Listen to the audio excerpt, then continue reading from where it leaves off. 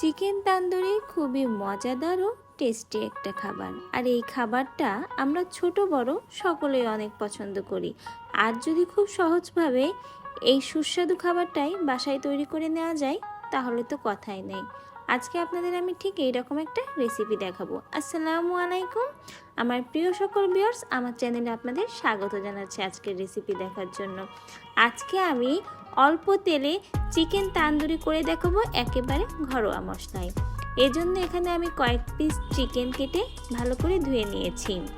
এখন এই চিকেনগুলো আমি একটা কাঁটা চামচের সাহায্যে ঠিক এভাবে থেতলে নেব। এতে করে চিকেনের ভিতরে যে মশলাটা আমি মাখবো সেটা খুব ভালো করে ঢুকে যাবে। আপনারা চাইলে কিন্তু ভারী কিছু দিয়েও হালকাভাবে চিকেনটা থেতলে নিতে পারেন।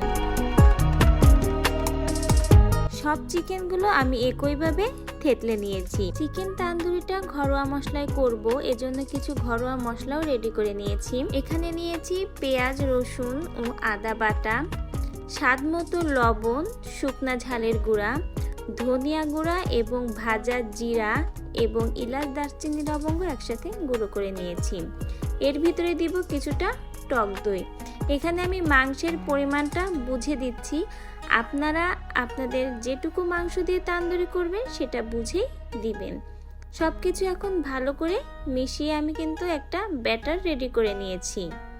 আর এই ব্যাটারটা এখন আমি মাংসের ভিতরে দিয়ে দিব আর খুব ভালো করে মাংসের সাথে মেখে 1 ঘন্টার জন্য এটাকে ম্যারিনেট করে রাখবো। কিছুটা টমেটো সস দিব। আপনাদের হাতের কাছে টমেটো সসটা না থাকলে আপনারা কিন্তু এখানে লেবুর রসটাও দিতে পারেন। আবারও ভালো করে মিশিয়ে নিয়েছি। আর আলাদাভাবে আমি কিছুটা লবঙ্গ গুঁড়া করেছিলাম সেটাই দিয়েছি, আর সাথে দিয়েছি রেগুলার সয়াবিন তেল। সব কিছু আবারও ভালো করে উপর নিচ করে আমি মিশিয়ে নিয়ে আবারও বলছি 1 ঘন্টার জন্য ম্যারিনেট করে রেখে দিচ্ছি। চলে এসেছি চিকেন তান্দুরিটা ভাজার জন্য। একটা প্যান নিয়েছি, প্যানটা ভালো করে গরম করে এর ভিতরে দিচ্ছি রেগুলার সয়াবিন তেল। দেখতেই পাচ্ছেন তেলের পরিমাণটা কিন্তু খুব বেশি দেয়নি। 1 ঘন্টা পরে দেখুন ম্যারিনেট করা মাংসটার সাথে মশলাগুলো কতটা সুন্দর করে মিশে গেছে। তেলটা গরম হলে এখন আমি চিকেনের পিসগুলো দিয়ে দিব। এখন কিন্তু মিডিয়াম আঁচে রেখে ভাজতে হবে, খুব বেশি জোরে জাল দিয়ে ভাজা যাবে না। আর তান্দুরির যে মশলাটা ছিল সেটা কিন্তু আমি রেখে দিয়েছি। ঢাকনা দিয়ে এখন চিকেনগুলো ভেজে নিব। আর চিকেনটা যখন ভাজার জন্য দিবেন তখন যে মশলাটা থাকবে এটা কিন্তু একটু মাংসের গা থেকে ছাড়িয়ে দিবেন, তা না হলে কিন্তু মশলাটা পুড়ে যাবে খুব সহজে এবং চিকেনের ভিতরটা ভালো করে ভাজা হবে না। তো চিকেনের একটা সাইড দেখুন আমি কিছুটা ভাজা হওয়ার পরে উল্টিয়ে নিচ্ছি। এভাবে কিন্তু অল্প আঁচে রেখেই এই তান্দুরিটা ভাজতে হবে, তা না হলে কিন্তু খুব ভালো করে প্রপারলি ভিতর পর্যন্ত নরম হবে না। আবারও ঢাকনা দিয়ে আমি তান্দুরিগুলো ভেজে নিচ্ছি। দেখতেই পাচ্ছেন এখানে কিন্তু খুব বেশি তেল আমি দেইনি, অল্প তেলেই কিন্তু ঘরোয়াভাবে আজকে আপনাদের সাথে এই তান্দুরিটা শেয়ার করছি। আশা করি আমার এই আজকের রেসিপিটা দেখে আপনারা অনেকেই উপকৃত হবেন এবং সময় পেলে এইভাবে কিন্তু বাসায় একদিন ঝটপট তান্দুরিটা করে নিতে পারেন।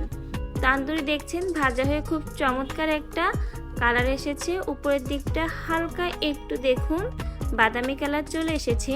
এখন চিকেনগুলো তুলে নিব আর যে তান্দুরির মশলাটা ছিল এটাই এখন আমি ভেজে নিব।